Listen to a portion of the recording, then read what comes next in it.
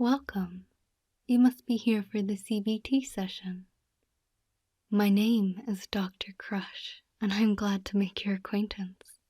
And, my, I haven't seen such an attractive face like yours here before. This must be your first visit here today from your composure. Is that correct? Perfect. I'm so glad you could make it today. May I ask, then, what brings you here? How did you hear of my practice? From a friend. He told you you could get CBT here. Oh, yes, I know him. He's one of our regulars here. Can never see the backside of him. Very pleasant guy to be around, so you have a great friend already. Acquaintance, of course. Shall we get you started then? I can take you right away. My room is right this way, just in here. Well, how do you like my room? It doesn't seem fit for CBT. Our CBT sessions wouldn't be so comfy without the look of this room. Oh, that kind of CBT. I suppose my name being Dr. Crush didn't help your assumptions as well. Why, I am not one to commit such practices, but you do look like you need some CBT. Oh, no, I am serious.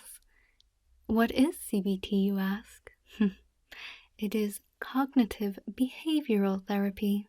It is using logic-based strategies to help alleviate symptoms of poor mental health. Our problems come from irrational thoughts, but when grounding ourselves with logic and reason, it means we can live our lives better. We can't change how we feel towards situations. What matters is how we react to them. Some individuals are instantly reactive, and it's very hard to simply take a step back. Much easier said than done. It's all part of the human mind. To simplify, what we do is break down the issue and how we can solve them. Though my practices are a bit different from the usual CBT sessions, they're to make the patient feel as comfortable as they can during our session. What I do is add a little bit of ASMR into them, from head massages to ear rubbing. You name it, and odds are I either have the tool or capabilities for it. You're into that kind of stuff? Well, you have come to the right place. Don't mind my assistant here. She's just here to type down her session while I help you relax. She's really shy, so don't try and approach her, okay? Good. Now come lie down for me. Thank you kindly. You know, the best part of your day is you coming here, albeit by accident, because at least coming here is better than doing nothing about your mental health. It is very brave of you to seek out help. Not all of us have that strength inside us. Statistics indicate that 1 in every 10 individuals suffer through their life. If you excuse my French, I think the term is raw-dogging life. Naughty of me, but I do wish I could help those who are in need.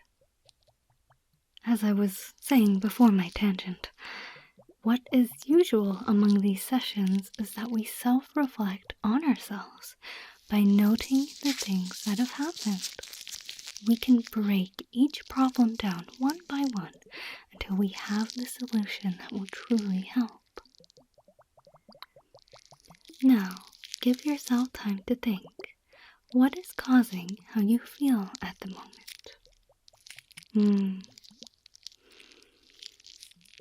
Yes, any negative emotions, stress, etc. If you can go deeper into that for me.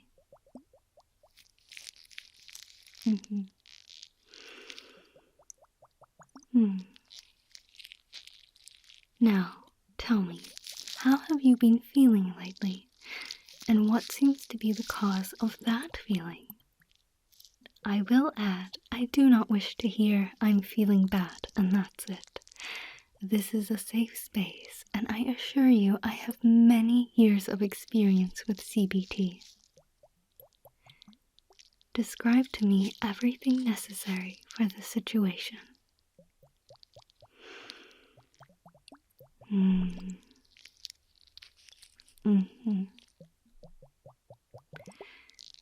Yes.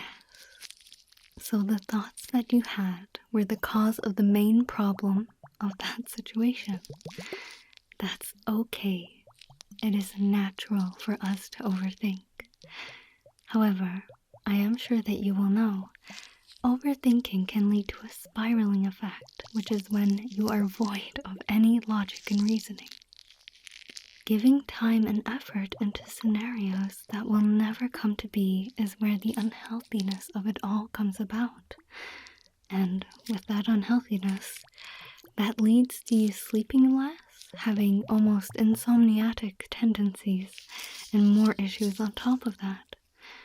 Your emotions can start to decline, and thus it keeps going. You could continue to cause some irrational actions. You would become an agent of your own destruction. Oh dear. It's kind of a snowball effect in a way. Snowball or spiral, whatever you call it. Well, unfortunately, it's very possible, but as I said earlier, you showing up here is fantastic. It's very brave to do something like that, don't you think? As something is better than nothing, and that something could help you develop coping mechanisms that will improve your overall health. Is there anything else you would like to talk about?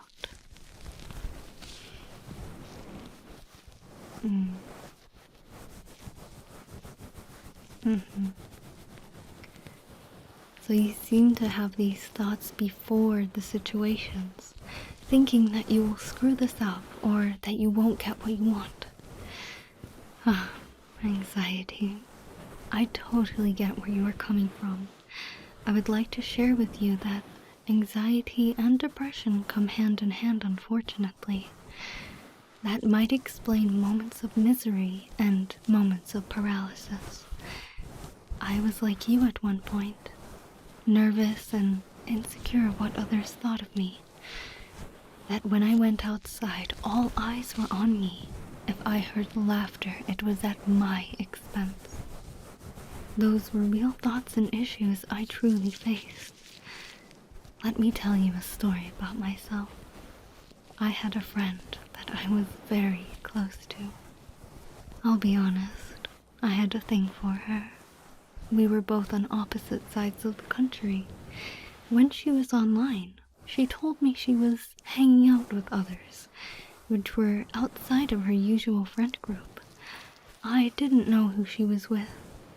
She called me one of her best friends, so why wasn't she hanging out with me? I know this sounds extremely entitled now, but I wasn't mature enough to think like that at all. I had all of those irrational thoughts running through my head, especially this thought. She was talking behind my back. She thinks I'm annoying. I confronted her with the question, but in response, she felt betrayed since I thought I couldn't fully trust her, one of my closest and dearest friends.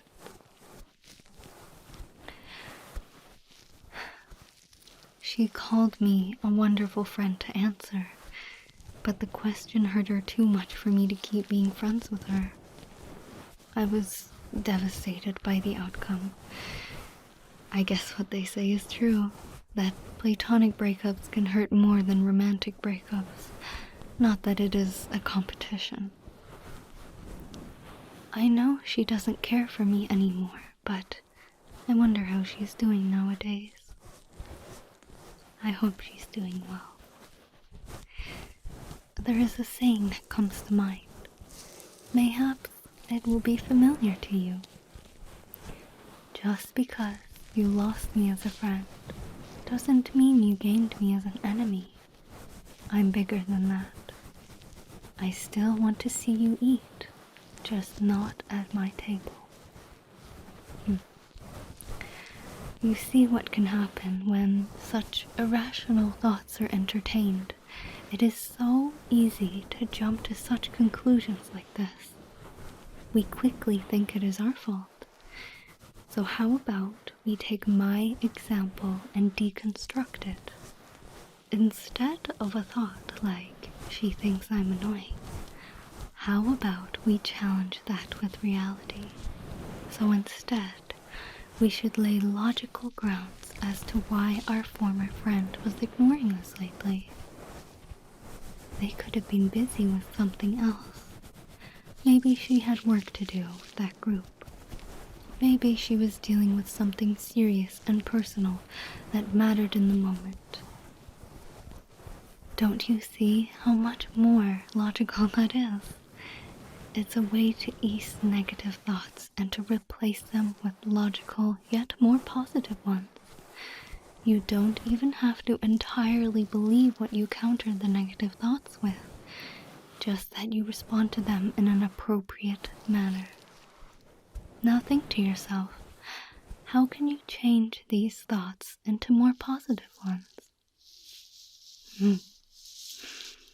Speaking of positivity, positive affirmations are a great way to combat stress, anxiety, and depression. They can help people accept their reality and look at situations from a more rational perspective. My recommendation would be to say them to yourself or to write them down. For now, listen away and wrap them around your noodle. Repeat them to yourself in your mind for me. Does that sound like something you're capable of right now? Don't worry if you feel a bit foolish at first. You won't be my first patient to say that, and nor my last. Where was I? The affirmations, yes. I don't know what my purpose is. All that matters is that I live my best life. Learning from my mistakes and actions is how I grow. I am worthy. I don't need to be something I'm not. All that matters is that I am here. I am in the moment. I exist. I am enough. I am proud of myself and my achievements. I do my best, and my best is good enough. I have people who care for me.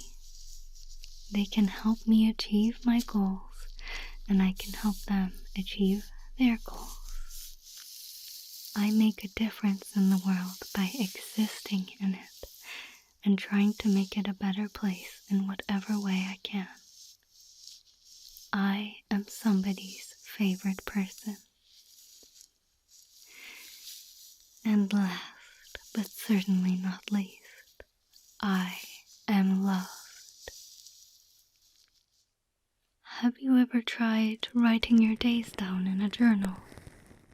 What you do is you write down the specifics of what is causing you your distress and why. Write down what you're feeling when you are writing, and then notice the points of irrational thinking in what you have written. Like we have done with our former friend, change these thoughts with more healthy ones instead. Not only is this good for challenging these beliefs, but also because writing them down gives you a new perspective on them. If you don't think you will like it, try it for a few days and see how much you have changed. If it does not work for you, try something else that will help your cognition. I can't 100% guarantee that every method will succeed, but with what you have told me, there is no way that none of them will at least help a little. it seems unlikely. If you need further help with the journal concept, adding a third person into the story, so to speak, may help. Take a character from a movie or genre that inspires you or gives you determination. Apply your problem to them. How would they respond? How would they continue with these issues? Don't worry, I will leave you with documents to help practice this on your own at the end of the session. Do you have anything else to vent to me? No? Are you sure? Alright then. Well, that ends our first CBT session. Congratulations. So what we do after our CBT sessions is we review these problems and turn them into specific goals for you to do by next week. I know, it sounds like homework coming from me, but believe me when I say that this has helped a lot with my patients. So let's review what we went through. This situation that you're going through has caused a snowball effect and a downward spiral mentally. You have unfortunately been getting less sleep from overthinking, and you worry with very negative and bad thoughts, which is giving you anxiety. So set yourself some specific goals, like finding a job and succeeding at an interview, or studying for the next test so the next time you won't be as nervous, or using a sleep diary for a proper sleep schedule. Or another one, which I recommend to every patient. Enjoy having off time. In this day and age, it's very common to have intrusive thoughts when you're enjoying yourself. You might say to yourself, I could be productive right now, but instead I'm doing this. No, your assignment is to enjoy yourself. Here's a paper for these goals so you can jot down what progress you have made. Self-CBT takes practice to get down until you feel like you are confident enough to say that you're in a comfortable state again. Since you are such a pleasure to be around, this session is on the house. I assure you it is. It really was a pleasure to have you. What did you think of the experience? You enjoyed it? That's great. Well, if you want to talk, here's my number, just in case. To send you off, I always give my patients a nice big hug before they leave. You did fantastic. You never know when someone needs a hug, but doing so will matter a lot to them, even if it's a small gesture on my part. Goodbye now. You have a good rest of your day. Until next time.